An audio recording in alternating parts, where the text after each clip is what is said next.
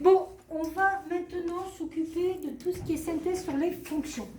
Alors, on avait fait notre activité de démarrage où il fallait trouver le périmètre qui dépendait d'une variable x. Première chose, c'est que la valeur x, elle ne pouvait pas prendre n'importe quelle valeur. Et je ne sais pas si vous vous représentez quand on avait fait le graphe, mais le x prenait quelle valeur pour que ça soit possible au niveau du périmètre? 0,14. On est d'accord que dans cet exemple-là, x appartient à l'intervalle 0,14. Ça va s'appeler l'ensemble de définition de la fonction.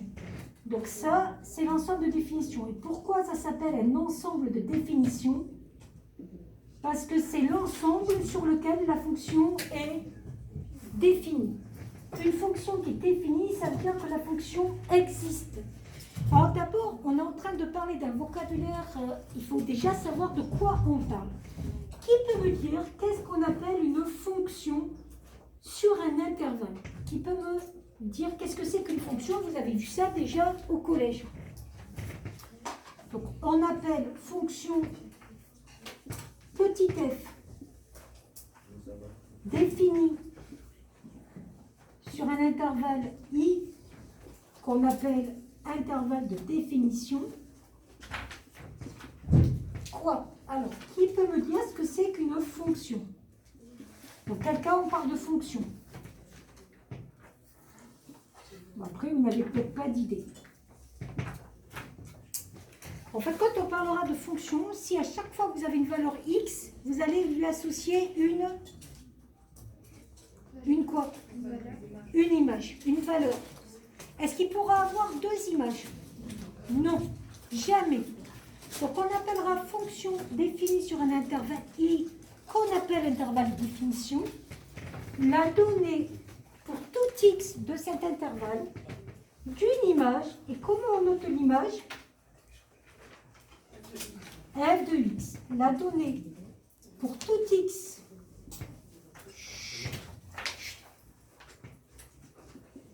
d'une image que l'on note f de x. Est-ce qu'il peut avoir plusieurs images? Il n'y en a qu'une au maximum. Est-ce qu'il peut ne pas en avoir?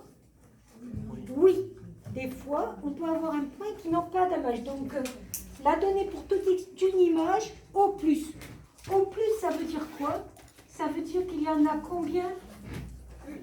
Une ou zéro. D'accord? Donc, à partir de là, on le voit?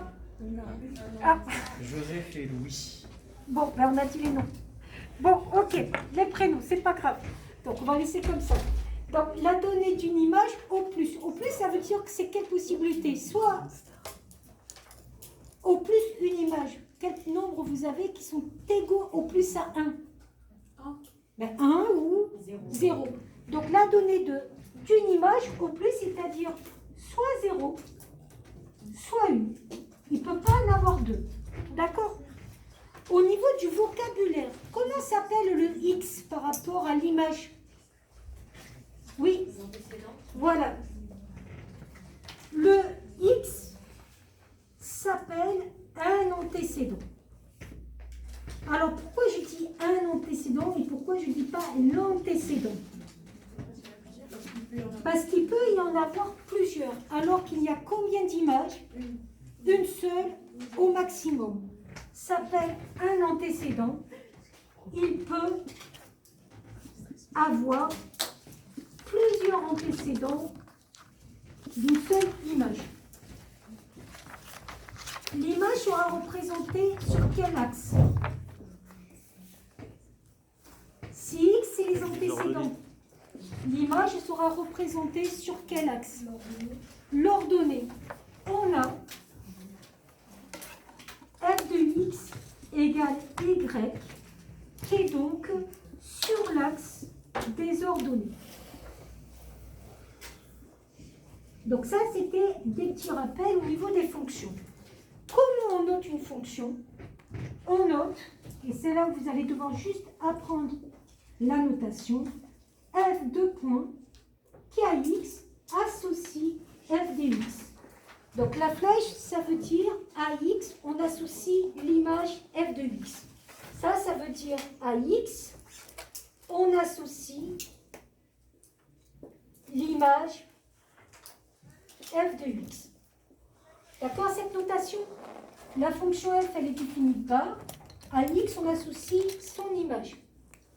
Dans mon exemple, comment on définirait la fonction grand A dans l'exemple que j'ai donné? Oui.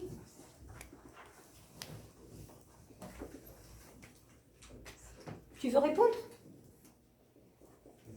Alors, je répète ma question. J'ai cru que tu levais la main. Dans mon exemple, la fonction grand A qui calculait le périmètre, elle part de quel intervalle? Elle va dans quel intervalle?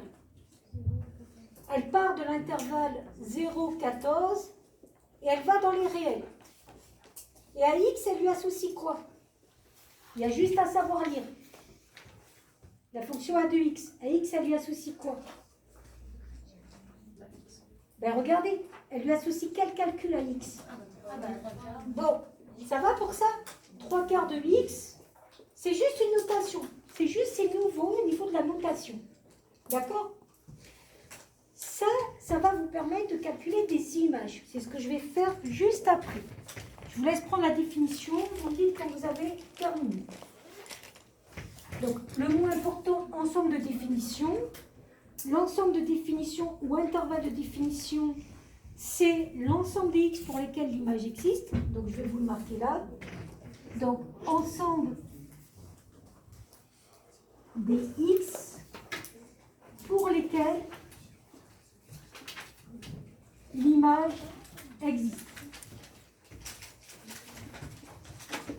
D'accord?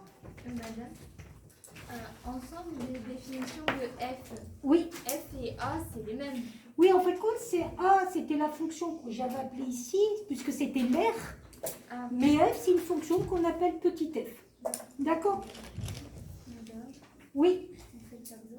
Oui, oui, enfin, le tableau, il est fait sur... Mais vous refaites-le. Oui, oui. Donc, au niveau de l'ensemble de définitions, vous allez voir qu'il y aura des notations. Et comment on note un ensemble de définitions? Alors, je vous ai dit, en mathématiques, on n'a pas beaucoup d'originalité. D'après vous, ensemble de définitions, ça va être avec quelle lettre?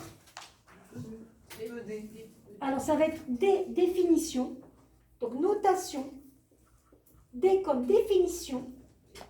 Et F comme fonction F. L'ensemble de définitions de la fonction F, il va se noter D et en index, en indice petit f. Donc ça, c'est à savoir. Qu'est-ce que c'est qu'un ensemble de définitions? C'est l'ensemble des x pour lequel l'image existe et on le note D de f. Alors, je vous laisse juste écrire ça, puis on va continuer la suite. On appelle fonction f définie sur un intervalle i, qu'on appelle intervalle de définition, la donnée pour tout x de i d'une image f de x au plus. Ça veut dire qu'il peut en avoir une ou aucune. Au plus. C'est-à-dire une ou moins. Le x s'appelle un antécédent de f de x et il peut aussi avoir plusieurs antécédents d'une seule image. C'est pour ça que j'ai dit un antécédent. Alors, je vous rappelle que le f de x, c'est l'image, hein, n'oubliez pas. F de x, c'est l'image. Et x, ça s'appelle un antécédent.